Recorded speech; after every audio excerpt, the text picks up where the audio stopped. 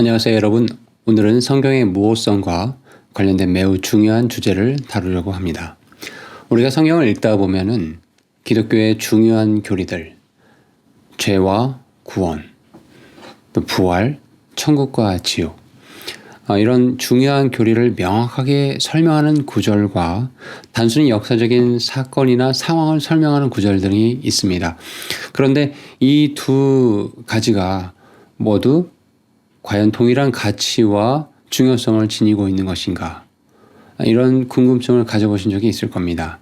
또 이와 관련하여서 바울이 고린도전서 3장 19절에서 욥기에서 나오는 엘리바스의 말, 욥의 세 친구 중에 한 사람이죠. 엘리바스의 말을 인용해서 말씀을 기록한 부분이 나옵니다. 이상한 거는 하나님께서 엘리바스의 말이 옳지 않다라고 욥기에서 직접 책망을 하시거든요.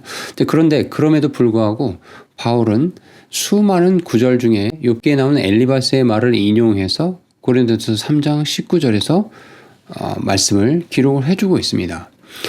과연 이것을 우리가 어떻게 봐야 할 것인가? 오늘 이 시간에는 이러한 질문들을 신학적으로 깊이 있게 탐구해 보도록 하겠습니다. 크게 세 가지 질문을 다룰 것인데요. 첫 번째는 모든 성경 구절이 동일하게 하나님의 진리인가? 두 번째는 바울은 왜 하나님께서 책망하신 엘리바스의 말을 인용을 한 것인가? 그리고 성경의 모호성을 믿으면 배타적인 것인가? 이런 질문을 가지고 말씀을 나누도록 하겠습니다. 끝까지 함께 해 주시길 부탁을 드립니다. 첫 번째 질문입니다. 모든 성경 구절이 동일하게 하나님의 진리인가? 먼저 성경에 기록된 모든 구절이 동일하게 하나님의 진리로 받아들여야 하는지에 대한 그 질문을 다뤄보도록 하겠습니다. 이 부분을 이해하기 위해서는 성경의 무호성에 대한 이해가 선행이 되어야 합니다.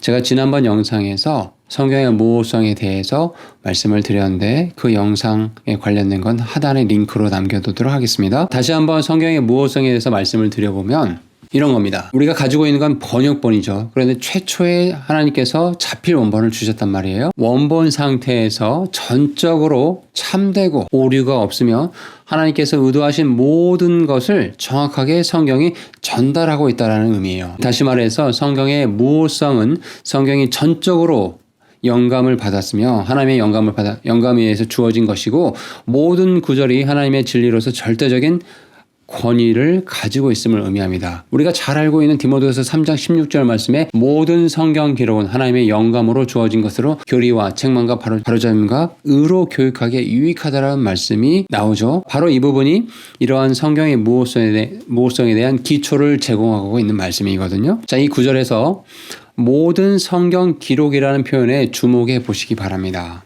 성경 전체가 하나님의 진리로 기록이 되어 있다라는 의미죠. 뭐가 중요하다고요? 모든 성경 기록이라는 표현입니다. 자, 예를 들어서 요한복음 3장 16절에 하나님께서 세상을 이처럼 사랑하사 자신의 독생자를 주셨으니 이는 누구든지 그를 믿는 자는 멸망하지 않고 영존한 생명을 얻게 하려 하심이라. 아멘.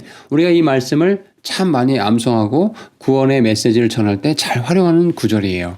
즉 구원의 교리를 명확하게 전달해주는 매우 중요한 구절이죠. 자, 그런데 반면에 예를 들어 사무엘기하 14장 1절에 이런 말씀이 나와요. 한편 수르의 아들 요압이 왕의 마음이 압살롬에게 향하는 것을 알고 이런 구절이 나옵니다. 사실 다윗과 압살롬 사이의 어떤 이야기를 설명하는 역사적인 서술이라고 우리가 볼 수 있어요. 자, 그런데 이 구절을 통해서 우리는 하나님의 섭리와 인간의 역사 속에서 그분의 계획이 어떻게 이루어져 가는가를 알 수가 있죠. 이런 맥락에서 한 구절은 구원에 관련된 핵심적인 교리를 다루고 있고 어떤 다른 한 구절은 어떤 역사적인 상황, 그 당시 어떤 일들을 서술하는 듯한 그런 내용이 기록되어 있거든요. 그런데 성경의 모든 구절은 그 내용이 무엇이든지 간에 하나님의 진리로서 우리는 어떻게 이해해야 되냐면 동등한 가치를 가지고 있다라고 이해를 해야 돼요. 다시 말해서 성경의 모든 구절은 하나님께서 주신 진리로 그 구절이 수행하는 기능이 다르다 할지라도 어떻다? 가치 면에서는 동등하다라고 이렇게 이해를 하시면 좋겠습니다. 두 번째 질문입니다. 이제 핵심적인 부분이 나올 텐데, 자, 바울이 그럼 이제 성경의 무호성과 관련해서 우리가 이제 생각해 볼 지점이 있어요. 바울이 고린도전서 3장 19절에 이렇게 말합니다. 말씀에 보니까 이는 세상의 지혜가 하나님께는 어리석은 것이기 때문이니 기록된 바. 자, 지금 바울이 기록된 바라는 말을 쓰면서 구약의 한 구절을 가져오거든요. 그분께서 지혜로운 자들을 자기의 관계에 빠지게 하시느니라 하고, 자, 이 고린도전서 3장 19절에 보면은 바울이 기록된 바라는 그 말을 쓰면서 그분께서 지혜로운 자들을 자기 관계에 빠지게 하시느니라 라는 이 말을 인용하는데, 바로 이 말은 욥기 5장 13절에 엘리바스가 욥에게 한 말을 인용한 것입니다.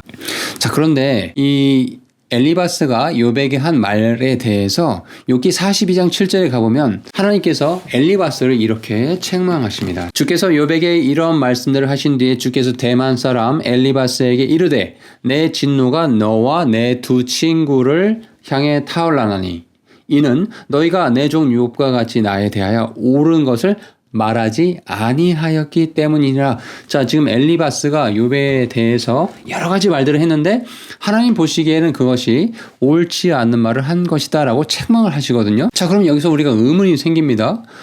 왜 바울은 하나님께 책망을 들은 엘리바스의 말을 굳이 고린도전서 3장 19절에 인용해서 기록된 바라는 말을 쓰면서 인용을 한 것인가? 이 질문에 대한 답은 성경의 무호성에 대한 깊은 이해에서 찾을 수 있습니다. 잘 들으십시오. 성경은 종종 성경 속에 등장하는 인물들의 잘못된 생각이나 오류를 가감없이 기록을 합니다.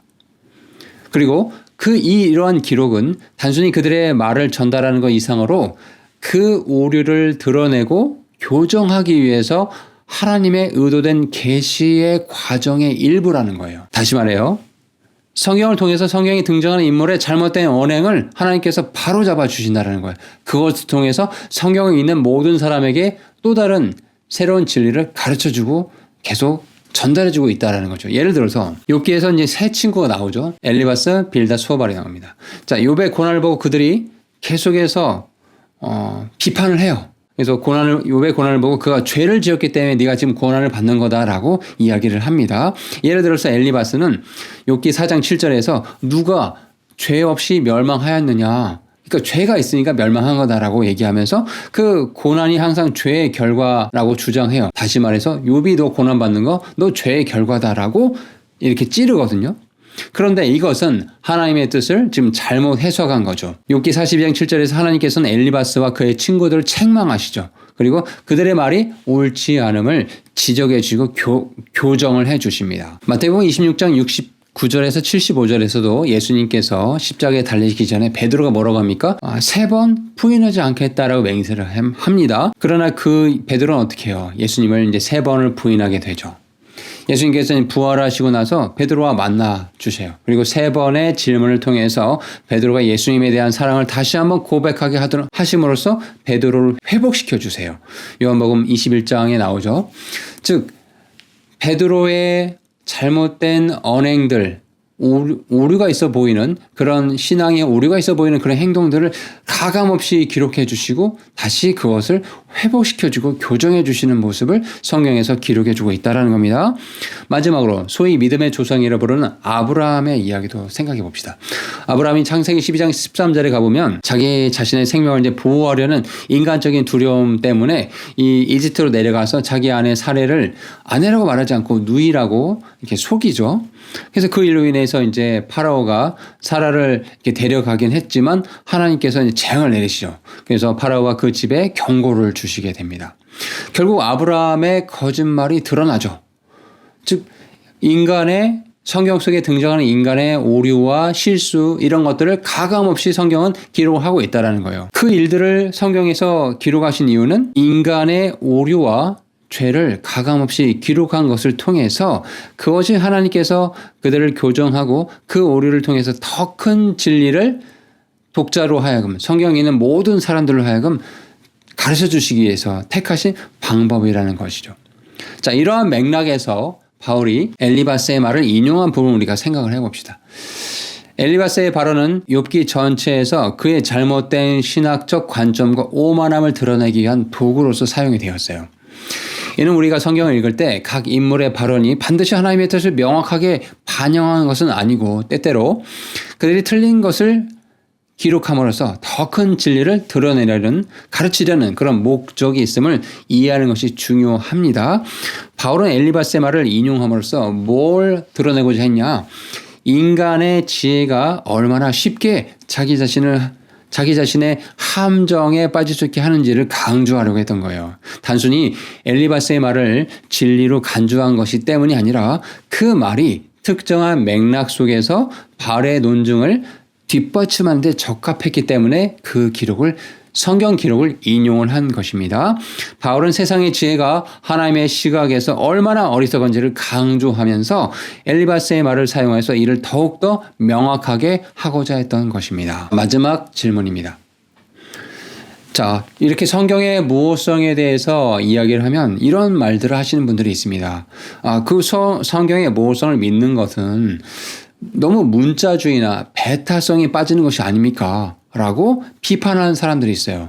자, 근데 이분들이 놓치는 것이 무엇이냐면 성경의 본질과 하나님의 계시에 대한 깊은 이해가 좀 부족하기 때문에 이런 반문들을 하시는 거거든요.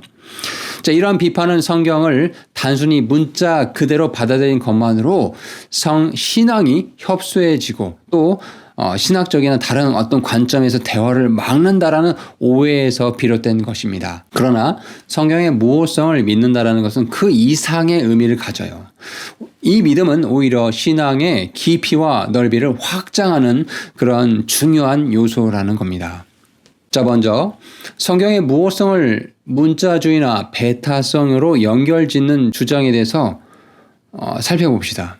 성경의 무호성이란 아까 뭐라고 말씀드렸죠? 서두에 원본 상태에서 전적으로 참되고 오류가 없고 하나님의 뜻을 온전히 정확하게 전달한다. 성경이라는 것이 바로 이것을 믿는 믿음이라고 했지 않습니까? 자, 이러한 믿음은 성경의 내용이 역사적, 시적, 비유적 그리고 교리적 문맥에서 이해될 필요가 있다는 것을 내포하고 있는 거예요. 따라서 무호성을 믿는다라는 것이 단순히 모든 구절을 문자 그대로 받아들여야 한다는 것을 의미하지는 않습니다. 예를 들어서 시편 98편 8절에 이런 말씀이 있어요. 큰 물들은 손뼉을 치며 산들은 함께 기뻐한다. 이런 말씀이 있어요. 자, 이것은 당연히 비유적이고 시적인 표현이죠. 이것을 문자 그대로 받아들인 사람은 아마 아무도 없을 겁니다. 자, 그러면 성경의 무호성을 믿는 신앙은 이러한 비유적인 언어가 하나님의 진리를 전달하기 위한 문학적 기법이라는 것을 당연히 인식을 하고 있어요. 즉, 성경의 무호성을 믿는다라는 것은 성경에 사용된 문학적 장르와 문맥을 고려해서 해석을 한다는 것을 의미합니다. 또한 성경의 무호성을 믿는다라는 것이 배타적 신앙으로 이어진다? 이런 주장은 성경의 권위와 절대성을 부정하려는 시도에서 나오는 것이거든요. 성경의 무호성을 믿는다는 것은 배타성이 아니라 잘 들으십시오. 신앙의 순수성을 지키려는 노력에서 나오는 거예요. 뭐라고요? 신앙의 순수성을 지키려는 노력에서 나오는 것이다. 하나님께서 주신 계시가 절대적인 진리임을 인정하는 것. 다른 신학적 견해와 비교했을 때 성경의 권위를 낮추지 않고 오히려 그 진리를 보호하려는 것이 성경의 무호성을 믿는 믿음이라는 겁니다. 요한복음 14장 6절에 예수님께서 뭐라고 말씀하셨습니까? 나는 길이요 진리요 생명이니 나로 말미암지 않고는 아무도 아버지께로 갈 수가 없다라고 말씀하셨을 때 이것은 배타성을 의미하는 것이 아니죠. 구원에 있어서 유일한 길을 제시하시는 것, 절대적인 진리로서의 권위를 예수님께서 지금 선포하신 것이라고 우리는 그렇게 이해를 해야 됩니다. 성경의 무호성을 믿는다라는 것은 이러한 절대적 진리에 대한 확신을 가지는 것, 절대적 진리에 대한 확신을 가지는 것이라고 기억하시면 좋겠습니다. 신앙을 이것은 협소하게 만드는 것이 아니라 오히려 신앙의 기초를 굳건히 세우는 역할을 한다는 것입니다. 만약 성경의 무호성을 그런데 이러한 중요한 최종적인 권위를 가진 성경이 무호하다라는 걸 믿지 않는다고 한다면 그것을 부정한 것이라고 생각한다면 우리의 진리의 기준은 어디에 있는 겁니까? 잃어버리게 돼요. 신앙의 기초가 흔들릴 수 있다는 겁니다. 성경의 무호성을 믿는 신앙은 하나님의 성품과 그분의 말씀에 대한 절대적인 신뢰를 의미합니다. 결론의 말씀을 드리도록 하겠습니다. 오늘 우리는 성경의 무호성과 또 바울이 엘리바스의 말을 인용한 이유에 대해서 깊이 생각을 해보았습니다. 모든 성경 구절이 하나님의 진리임을 믿고 진리가 우리의 신앙과 삶의 중요한 역할을 한다는 사실을 다시 한번 기억하시면 좋겠습니다. 성경은 시대와 상황을 초월하는 진리의 말씀으로 우리에게 신앙의 길을 밝혀주는 소중한 우리 인생의 지침서입니다. 절대적인 진리입니다. 오늘 이야기가 여러분의 신앙생활에 도움이 되시길 바라며 앞으로도 성경에 관련된 깊은 진리를 함께 탐구하고 나누도록 하겠습니다.